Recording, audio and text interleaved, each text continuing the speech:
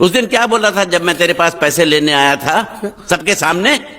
बोलता है मेरी मूछें मुड़वा के गधे पर बिठा के पूरे गांव में घुमाएगा। चल निकाल मूछ मेरी अब। मुझे याद नहीं। अबे निकाल निकाल, मैं कहता हूँ मूछ निकाल। मैंने ऐसा थोड़ी कहता। याद नहीं है? अच्छा जाने दो। वो तो याद होगा ना जो तूने मेरे आदमियों से कहा था जब वो पैसे मांगने गए थे। तूने कहा था ये गुजरात नहीं है, मेरा इलाका है, मेरा। ज्यादा होशियारी दिखाई तो टांग तोड़ दूंगा। ये तो बोला था ना? बोला था कि नहीं? मैंने ऐसा कब कहा था? अरे नहीं, आपने कहा था उस दिन जब आप नाव में थे तब आपने कहा था। और आपने ये भी कहा था कि इनके टुकड़े टुकड़े करके मछलियों खिला देंगे। बोला था ना मालिक? बेचारे भूल गए होंगे, टेंशन बहुत है ना। चुप। बंगाल में जीतने वाली पार्टी ने हारने वाली पार्टी को क्या कहा? क्या? टीएमसी। এই মিমটা যদি না বুঝে থাকো তাহলে 10-15 সেকেন্ড ব্যাক স্কিপ করে আবার পুনরায় গিয়ে ভিডিওটা দেখো। আর তারপরেও যদি না বুঝে থাকো তাহলে তুমি ছোট্ট শিশু, প্যান্টে এখনো করো হিসু, তাই যাও গিয়ে পোগো দেখো। আর যদি তোমরা মিমটা বুঝে যাও তাহলে অবশ্যই কমেন্ট করে জানাও টিএমসি হলো আসলেই টিএমসি। আমি তৃণমূল কংগ্রেসের সঙ্গে আজ থেকে সমস্ত সম্পর্ক ছিন্ন করলাম। লজ্জা লজ্জা লজ্জা। এই পদত্যাগ করার কারণ হচ্ছে আমার বিবেকের দংশন, এবং এটা নয় যে আজকে দল ক্ষমতা থেকে সরে গেছে বলে আমি পদত্যাগ করলাম। আজকে যদি দলের রেজাল্টটা 294 হতো আমি তবুও পদত্যাগ করতাম। ওমা দিদি, তাই নাকি? আপনার এত আত্মসম্মান, তাহলে বিজেপি ছেড়ে তোলামূলে জয়েনই বা করেছিলেন কেন? বলছো 294টাই যদি টিএমসি পেয়ে যেত তবুও আমি দলটা পদত্যাগ করতাম। তাহলে বিজেপি আসার আগে অর্থাৎ 4 মের রেজাল্টের পূর্বে কিংবা ভোটের পূর্বে তখন কেন দল থেকে পদত্যাগ করনি? এখন বড় বড় বাতেলাবাজি, পাল্টিবাজি, ধান্দাবাজ সমস্ত। ভোটের আগে কি বলেছিলেন? दीदी कभी अकेला नहीं होता है, हम लोग क्यों है दीदी के साथ, मतलब पूरा टीएमसी परिवार, पूरा वेस्ट बंगाल की जनता दीदी के साथ है। এরা আবার পিসিমণিকে মা এবং তোলামূলকে বলতো পরিবার, আর এখন বলছে সবকিছুই জঘন্য। আমি তৃণমূল কংগ্রেসের সঙ্গে আজ থেকে সমস্ত সম্পর্ক ছিন্ন করলাম। লজ্জা করে না? গলায় দড়ি দিয়ে মরা উচিত। কারণ সেই বিবেকের দংশন যেন কোথাও কুরে কুরে খাচ্ছিল। তখন কথা বলতে গেছি সমস্যা বা দলে ভুল পথে চলছে, কিছু মানে একটা প্রাইভেট কোম্পানির লোকজন ভুল পথে গাইড করছে, সেই কথাগুলো যখন বলেছি উল্টে দেখেছি দল তো শোনেইনি, উল্টে নেগলেক্ট করেছে। তাহলে এবার গন্তব্য কি আপনার প্রাক্তন স্বামীর দলে? না দেখুন, দল তো কারো বাবার নয়, দল তো কারো পার্সোনাল প্রপার্টি নয়। আর আপনারা ওভাবে প্রশ্ন করছেন, দেখুন আমি যেদিন ভারতীয় জনতা পার্টি করেছিলাম সেদিনও তো মানে ওনাকে মানে ওনার দল বলে তো করিনি, লড়াইটা ছিল আমার মানুষের জন্য রাস্তায়, ঠিক আছে। আর হ্যাঁ নিশ্চয়ই আমি সেদিন একটা ব্যক্তিগত সম্পর্কে করেছিলাম, কিন্তু তার মানে এটা নয় যে দল কারো পার্সোনাল সম্পত্তি, দল তো সবার। রাত বিরেতে মানুষ ফোন করলে যেভাবে আমায় পায় সেভাবেই পাবে, এবং তাতে যদি আগামী দিন কোনো দলের মনে হয় যে হ্যাঁ আমাকে দিয়ে কোনো কাজে লাগতে পারে, মানুষের সেবায় লাগতে পারে, তাহলে নিশ্চয়ই থাকবো। বলছি দিদি, মানুষের তো অনেক সেবা করলেন, মানুষ আপনাদের থেকে অনেক সেবা পেয়েছে, তাই মানুষ বলছে, বাংলার জনগণ বলছে যে আপনাদের মতো ধান্দাবাজ পাল্টিবাজ নেতা নেত্রীদের থেকে আর তারা সেবা নেবে না। ঘর ছাড়াদের বাড়িতে ঢোকাতে হবে। আমার তো ঘর ছাড়া কেউ আছে বলে জানা নেই। যদি যদি যদি যদি যদি কেউ ঘর ছাড়া থাকে, আপনি মাননীয়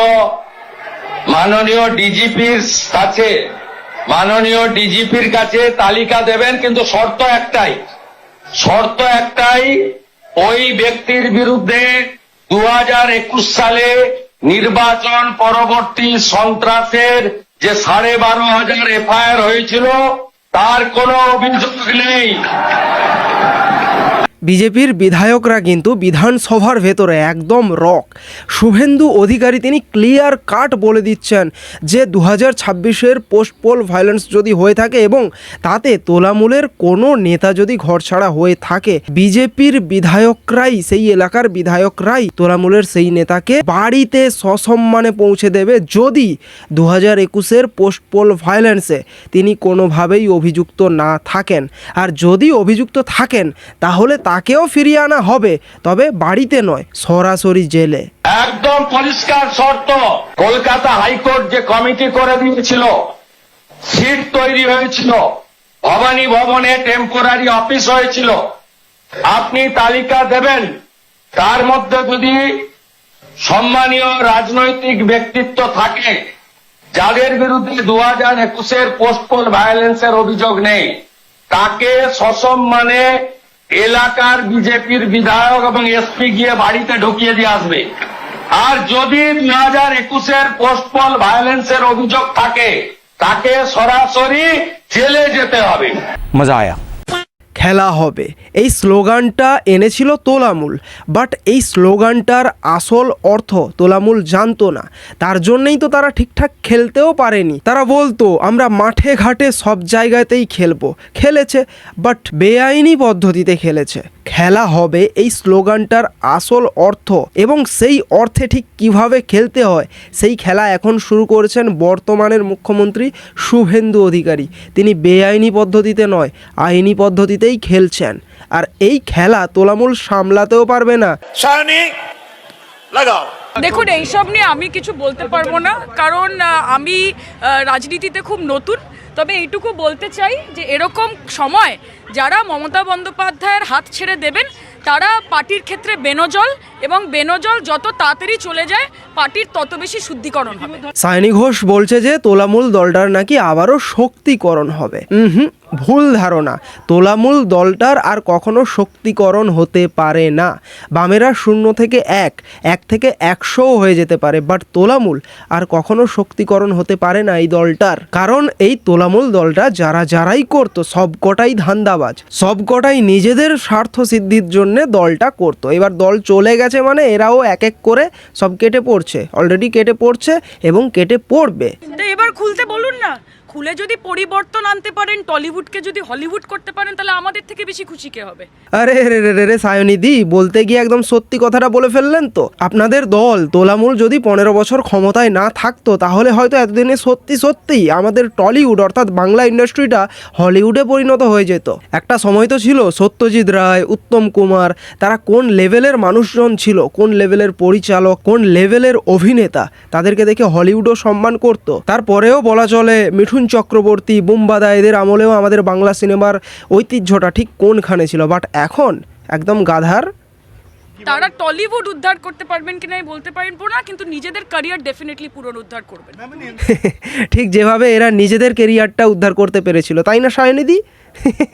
একে তো এরা আমার বাংলা ইন্ডাস্ট্রিটাকে ধ্বংস করে দিয়েছে, আর তার ওপর বাংলার রাজনীতিটাকেও একদম পুরো চুষে খেয়ে নিয়েছে। কেন, আমি ফুল ফ্লেজেড রাজনীতিবিদ এবং আমি একজন নির্বাচিত জনপ্রতিনিধি যাদবপুর লোকসভা কেন্দ্রের, এবং দলের সঙ্গে আমি রয়েছি। আমি পশ্চিমবঙ্গ তৃণমূল যুব কংগ্রেসের সভানেত্রী।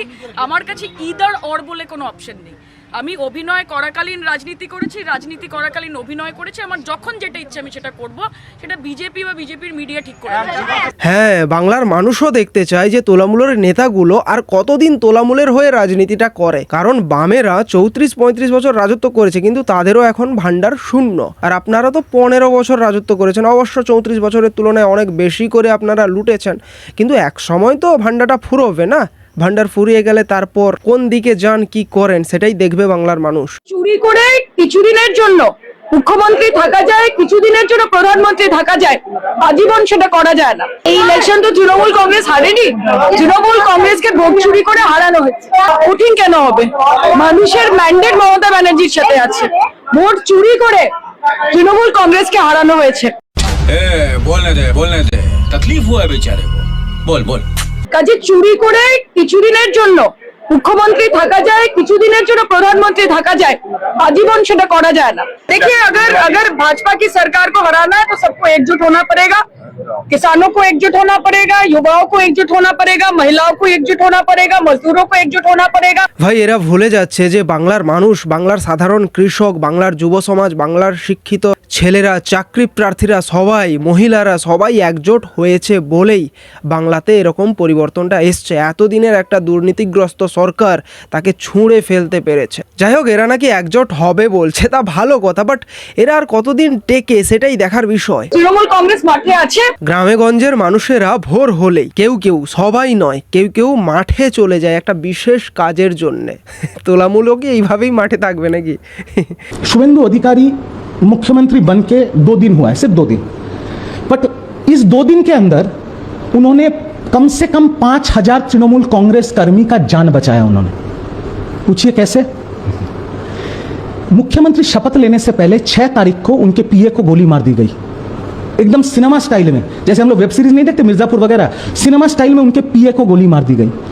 अगर उस दिन हॉस्पिटल से निकल के शुभेंदु अधिकारी बोलता कि अभी बदला होगा बंगाल में, उस रात को 5000 तृणमूल कर्मी का खून हो जाता बंगाल में। शुभेंदु अधिकारी निकल के बोला कोई कानून अपने हाथ में नहीं लेगा, हम इस मैटर को देख रहे हैं, आप लोग शांति बना के रखिए। तो शुभेंदु अधिकारी मुख्यमंत्री बन के बंगाल के लिए कुछ किया है या नहीं किया है, कम से कम 5000 तृणमूल कांग्रेस कर्मी का जान बचा लिया, और उसके लिए मैं उनको सैल्यूट करता हूँ। ধান্দাবাজেরা ধান্দা খুঁজবে, পাল্টিবাজেরা পাল্টি মারবে, আর স্বার্থপরেরা নিজেদের স্বার্থ খুঁজবে, আর আমরা এদেরকে দেখে আনন্দ নেব। বাংলার এই মাটি বরাবরই আন্দোলন, বিপ্লব এবং সংগ্রামের মাটি। এই মাটি প্রতিবাদের মাটি। এই মাটি শিখিয়েছে মাথা নত না করতে, আর এই মাটি শিখিয়েছে অন্ধকার কাটিয়ে ভোরের আলোয় ফেরা। আরে রে রে ভাইপো, যে এতদিন কোনো দেখা সাক্ষাৎই পাওয়া যায়নি না, সব কিছুই ঠিক আছে, কিন্তু সেই মেজাজ কোথায় গেল? তোমার মাটিতে, তোমার মেদিনীপুরের মাটিতে 5 কিলোমিটারের মধ্যে দাঁড়িয়ে আছি, আয় আয়, কোথায় সেই মেজাজ? কিংবা কোন দিল্লির বাপ কাকে বাঁচায় দেখবো, এই মেজাজ কোথায় গেল? যাই হোক, আজকের ভিডিওটা এখানেই শেষ করছি, দেখা হচ্ছে নেক্সট ভিডিওতে। জয় হিন্দ।